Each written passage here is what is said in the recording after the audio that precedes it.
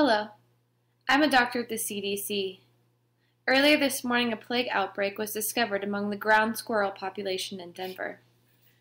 This disease should be taken seriously as the total recorded deaths due to the plague is estimated at 200 million people. There have been 3 recorded plague pandemics. The first pandemic, also known as the Justinian plague, began in Egypt, arriving just after 541 AD. The second pandemic, also known as the Black Death, from the 8th to 14th century, reportedly killed 17 to 28 million Europeans, roughly 30 to 40% of the population. And the third pandemic, estimated to have begun in 1855 in China. By 1903, in India alone, the plague was killing 1 million people per year. The plague is caused by the bacterium Yersinia pestis. Y. pestis is a gram-negative, facultative anaerobe. It is non-motile, non-spore-forming, and coccobacillus. The bacteria is capable of growing at temperatures from 4 to 40 degrees Celsius, with an optimum temperature of 28 to 30 degrees Celsius. The optimum pH for growth is 7.2 to 7.6. However, extremes of pH 5 to 9.6 are tolerated.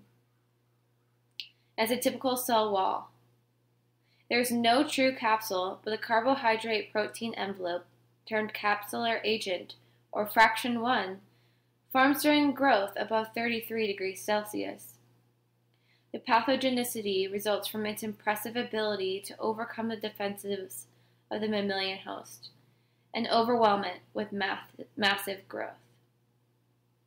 The plague is thought to exist indefinitely in so-called enzootic maintenance cycles that cause little obvious host mortality and involve transition between partially resistant rodents and their fleas. Occasionally, the disease will spread from enzootic hosts to more highly susceptible hosts, termed epizootic or amplifying hosts. These epizootic hosts, such as humans, cause rapidly spreading die-offs. There are over 1,500 species of fleas, but only about 31 species have been proven to be vectors. The vectors acquire Y. pestis from an infected blood meal. About 2 days after the flea bites and ingests the infected blood, the stomach exhibits clusters of brown specks containing Y. pestis.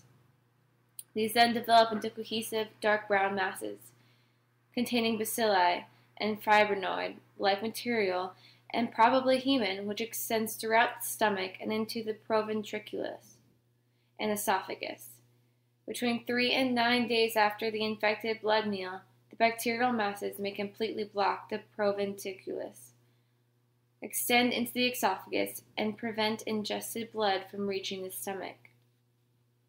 As a starving flea repeatedly attempts to feed, the blood sucked from the mammalian host descends into the esophagus, mixes with the bacilli, and is regurgitated into the mammalian host. Blockage is an important factor in ensuring the transmission of the disease. When the plague is first introduced into the mammalian host, due to its lower temperatures in the flea's stomach, Y. pestis does not express F1 and LCRS components and are readily phagocytized by polymorphonuclear leukocytes and monocytes.